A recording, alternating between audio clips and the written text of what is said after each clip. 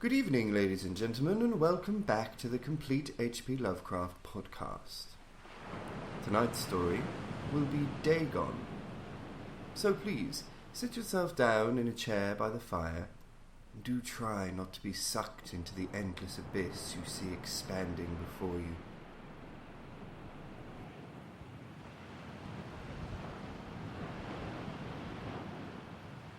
I am writing this under an appreciable mental strain, since by tonight I shall be no more. Penniless and at the end of my supply of the drug which alone makes life endurable, I can bear the torture no longer, and shall cast myself from this garret window into the squalid street below. Do not think from my slavery to morphine that I am a weakling or a degenerate. When you have read these hastily scrawled pages, you may guess, though never fully realize, why it is that I must have forgetfulness or death. It was in one of the most open and least frequented parts of the broad Pacific that the packet of which I was supercargo fell a victim to the German sea raider. The Great War was then at its very beginning, and the ocean forces of the Hun had not completely sunk to their later degradation, so that our vessel was made a legitimate prize, whilst we of her crew were treated with all the fairness and consideration due us as naval prisoners. So liberal, indeed, was the discipline of our captors that 5 days after we were taken, I managed to escape alone in a small boat with water and provisions for a good length of time. When I finally found myself adrift and free, I had but little idea of my surroundings. Never a competent navigator, I could only guess vaguely by the sun and stars that I was somewhat south of the equator. Of the longitude I knew nothing, and no island or coastline was in sight. The weather kept fair, and for uncounted days I drifted aimlessly beneath the scorching sun, waiting either for some passing ship or to be cast on the shores of some habitable land. But neither ship nor land appeared, and I began to despair in my solitude upon the heaving vastness of unbroken blue. The change happened whilst I slept. Its details I shall never know, for my slumber, though troubled and dream-infested, was continuous. When at last I awakened, it was to discover myself half sucked into a slimy expanse of hellish black mire which extended about me in monotonous undulations as far as I could see, and in which my boat lay grounded some distance away. Though one might well imagine that my first sensation would be of wonder at so prodigious and unexpected a transformation of scenery, I was in reality more horrified than astonished, for there was in the air and in the rotting soil a sinister quality which chilled me to the very core. The region was putrid with the carcasses of decaying fish, and of other less describable things which I saw protruding from the nasty mud of the unending plain. Perhaps I should not hope to convey in mere words the unutterable hideousness that can dwell in absolute silence and barren immensity. There was nothing within hearing, and nothing in sight save a vast reach of black slime. Yet the very completeness of the stillness and the homogeneity of the landscape oppressed me with a nauseating fear. The sun was blazing down from a sky which seemed to me almost black in its cloudless cruelty, as though reflecting the inky marsh beneath my feet. As I crawled into the stranded boat, I realized that only one theory could explain my position.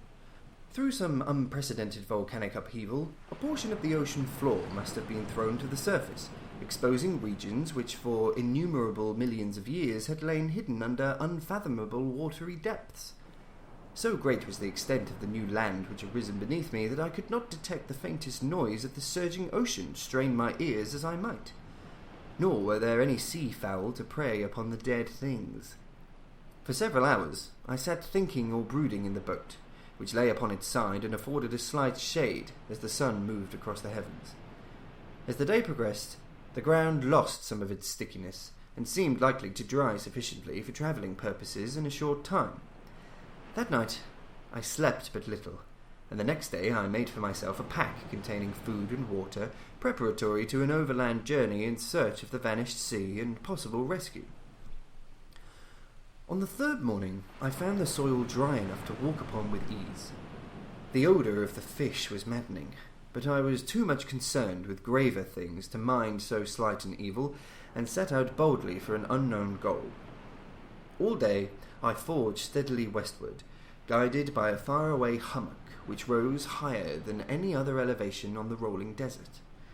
That night I encamped, and on the following day still travelled toward the hummock, though that object seemed scarcely nearer than when I had first espied it. By the fourth evening I attained the base of the mound, which turned out to be much higher than it had appeared from a distance, an intervening valley setting it out in sharper relief from the general surface. Too weary to ascend, I slept in the shadow of the hill.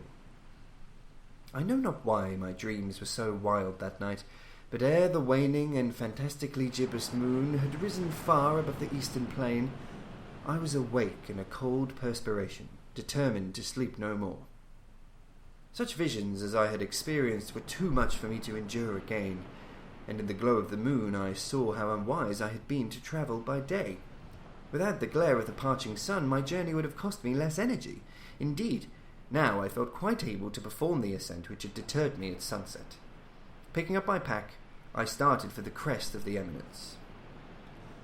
I have said that the unbroken monotony of the rolling plain was a source of vague horror to me, but I think my horror was greater when I gained the summit of the mound and looked down the other side into an immeasurable pit or canyon, whose black recesses the moon had not yet soared high enough to illuminate. I felt myself on the edge of the world, peering over the rim into a fathomless chaos of eternal night. Through my terror ran curious reminiscences of Paradise Lost and of Satan's hideous climb through the unfashioned realms of darkness. As the moon climbed higher in the sky, I began to see that the slopes of the valley were not quite so perpendicular as I had imagined. Ledges and outcroppings of rock afforded fairly easy footholds for a descent, whilst after a drop of a few hundred feet, the declivity became very gradual. Urged on by an impulse which I cannot definitely analyse, I scrambled with difficulty down the rocks and stood on the gentler slope beneath, gazing into the Stygian deeps where no light had penetrated. All at once my attention was captured by a vast and singular object on the opposite slope, which rose steeply about 100 yards ahead of me, an object that gleamed whitely in the newly bestowed rays of the ascending moon. That it was merely a gigantic piece of stone I soon assured myself, but I was conscious of a distinct impression that its contour and position were not altogether the work of nature. A closer scrutiny filled me with sensations I cannot express, for despite its enormous magnitude and its position in an abyss which had yawned at the bottom of the sea since the world was young, I perceived beyond a doubt that the strange object was a well-shaped monolith, whose massive bulk had known the workmanship and perhaps the worship of living and thinking creatures. Dazed and frightened, yet not without a certain thrill of the scientist's or archaeologist's delight, I examined my surroundings more closely. The moon, now near the zenith, shone weirdly and vividly above the towering steeps that hemmed in the chasm, and revealed the fact that a far-flung body of water flowed at the bottom, winding out of sight in both directions and almost lapping my feet as I stood on the slope. Across the chasm, the wavelets washed at the base of the cyclopean monolith, on whose surface I could now trace both inscriptions and crude sculptures. The writing was in a system of hieroglyphics unknown to me, and unlike anything I had ever seen in books, consisting for the most part of conventionalized aquatic symbols such as fishes, eels, octopi, crustaceans, mollusks, whales, and the like. Several characters obviously represented marine things which are unknown to the modern world, but whose decomposing forms I had observed on the ocean-risen plain. It was the pictorial carving, however, that did most to hold me spellbound. Plainly visible across the intervening water on account of their enormous size were an array of bas-reliefs, whose subjects would have excited the envy of a Doré. I think that these things were supposed to depict men, at least a certain sort of men, though the creatures were shown disporting like fishes in the waters of some marine grotto, or paying homage at some monolithic shrine which appeared to be under the waves as well. Of their faces and forms I dare not speak in detail, for the mere remembrance makes me grow faint. Grotesque beyond the imagination of a Poe or a Bulwer, they were damnably human in general outline despite webbed hands and feet, shockingly wide and flabby lips, glassy bulging eyes, and other features less pleasant to recall. Curiously enough, They seemed to have been chiselled badly out of proportion with their scenic background, for one of the creatures was shown in the act of killing a whale, represented as but little larger than himself. I remarked, as I say, their grotesqueness and strange size, but in a moment decided that they were merely the imaginary gods of some primitive fishing or seafaring tribe, some tribe whose last descendant had perished eras before the first ancestor of the Piltdown or Neanderthal man was born. Awestruck at this unexpected glimpse into a past beyond the conception of the most daring anthropologist, I stood musing whilst the moon cast queer reflections on the silent channel before me. Then suddenly I saw it. With only a slight churning to mark its rise to the surface, the thing slid into view above the dark waters. Vast, Polyphemus-like and loathsome, it darted like a stupendous monster of nightmares to the monolith, about which it flung its gigantic scaly arms, the while it bowed its hideous head and gave vent to certain measured sounds. I think I went mad then. Of my frantic ascent of the slope and cliff, and of my delirious journey back to the stranded boat, I remember little. I believe I sang a great deal, and laughed oddly when I was unable to sing. I have indistinct recollections of a great storm some time after I reached the boat. At any rate, I know that I heard peals of thunder and other tones which nature utters only in her wildest moods.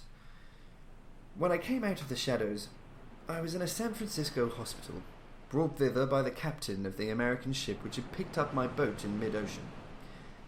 In my delirium, I had said much, but found that my words had been given scant attention.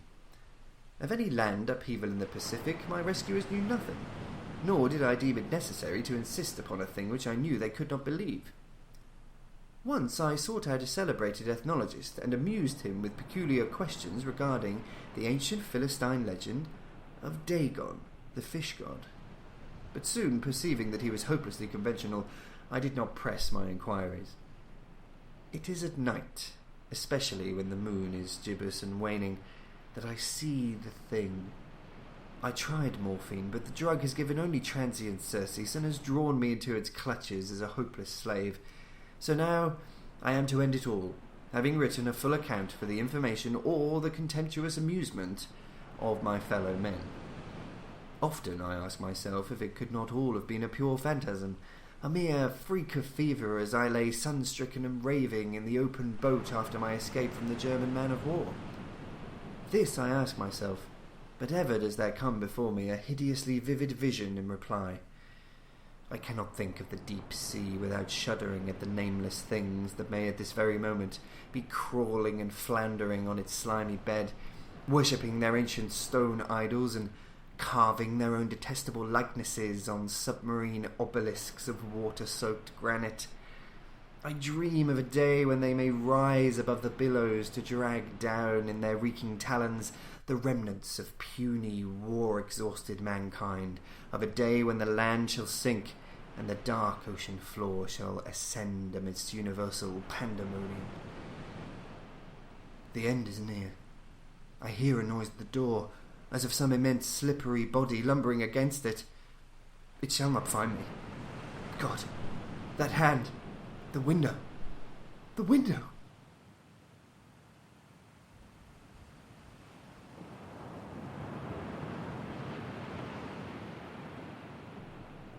That brings us to the end of this week's story.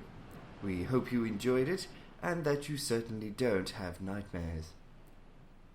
Next week's story will be Polaris.